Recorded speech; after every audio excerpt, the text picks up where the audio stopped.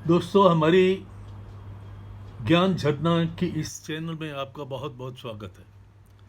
इस चैनल में हम वो बातें बताते हैं जो कि महान व्यक्तियों द्वारा कही गई हैं, या वो कहानियाँ सुनाते हैं जो आपको प्रेरित करती हैं, आपको प्रेरित करते हैं आगे बढ़ने के लिए, जीवन को सफल बनाने के लिए।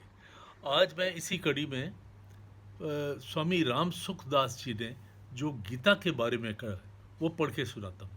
स्वामी राम सुखदास जी गीता प्रेस के महान व्यक्ति थे, और उन्होंने जो कुछ भी ट्रांसलेट किया वो बहुत ही सुंदर है, और दुनिया भर में उसकी चर्चा है। तो वो कहते हैं, गीता किसी बात को लेकर नहीं चली, अर्थात द्वैत अद्वैत, विशेष द्वैत, द्वैत, अचिंत भेदभाव, किसी भी वाद, किसी भी एक संप्रदाय, किसी भी एक सिद्धांत को नहीं चल के चली।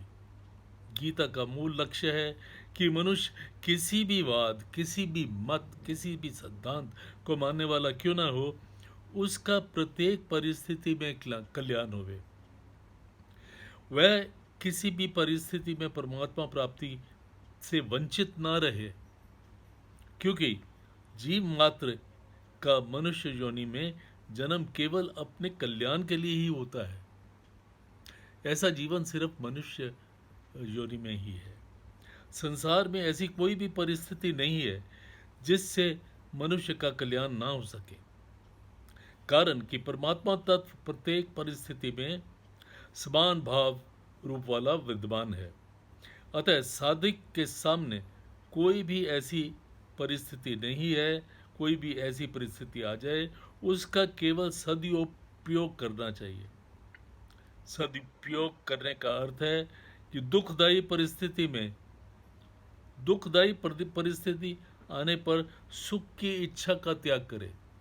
उस समय ये ना सोचे कि मुझे जल्दी से सुख मिल जाए, और सुखदायी परिस्थिति में के आने पर सुख भोग का, अर्थात ये सुख हमेशा बना रहे, ऐसी इच्छा का त्याग करे, और उसको दूसरों की सेवा में लगाना।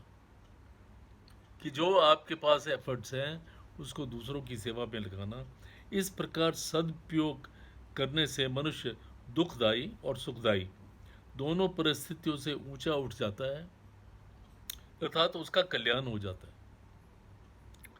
सृष्टि में पूर्व परमात्मा में मैं एक ही अनेक रूपों में हो जाऊं, ऐसा संकल्प हुआ। इस संकल्प से एक ही परमात्मा प्रेम वृद्धि के लिए, लीला के लिए, प्रेम का आदान प्रदान करने के लिए स्वयं श्री कृष्ण और श्री जी, श्री राधा, इन दोनों रूपों में प्रकट हो गया। इन दोनों रूपों में परस्पर लीला करते हुए एक खेल रचा। उस खेल के लिए प्रभु के संकल्प में अनंत जीवों का जो कि अनादिकाल से, और खेल के पदार्थों का शरीर आदि की सृष्टि हुई।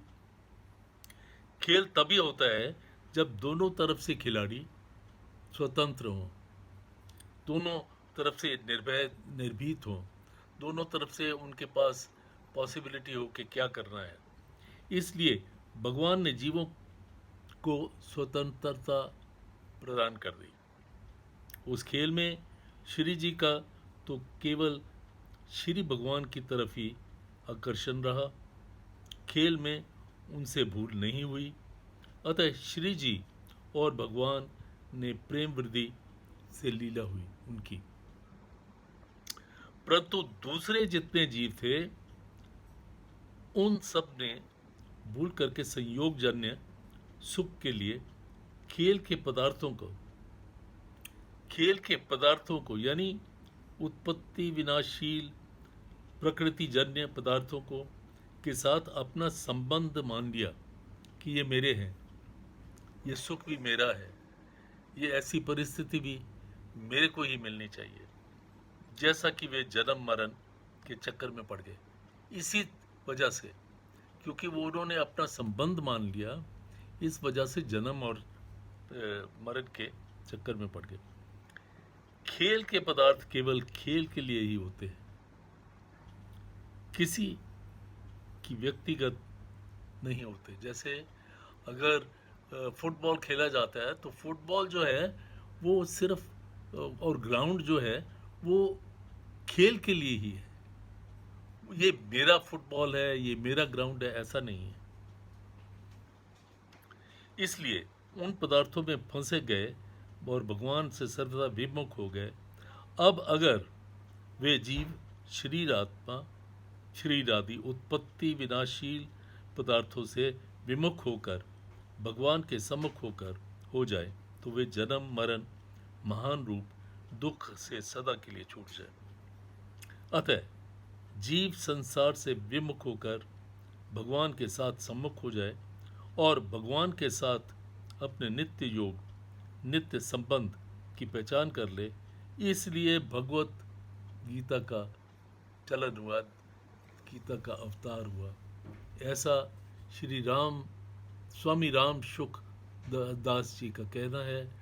और ये गीता के बारे में बहुत ही अच्छी बात उन्होंने कही है कि भाई ये खेल जो है, ये पदार्थ जो है, ये जीवन जो है, ये शरीर जो है वो टेम्पररी है और खेल के पदार्थ हमारे लिए नहीं है।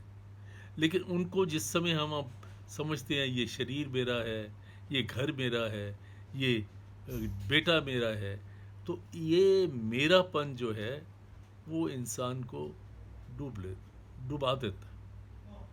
तो इससे बचना चाहिए। तो आज के इस वीडियो में आपको क्या मैसेज मिला ये आप कमेंट्स में ज़रूर लिखिएगा।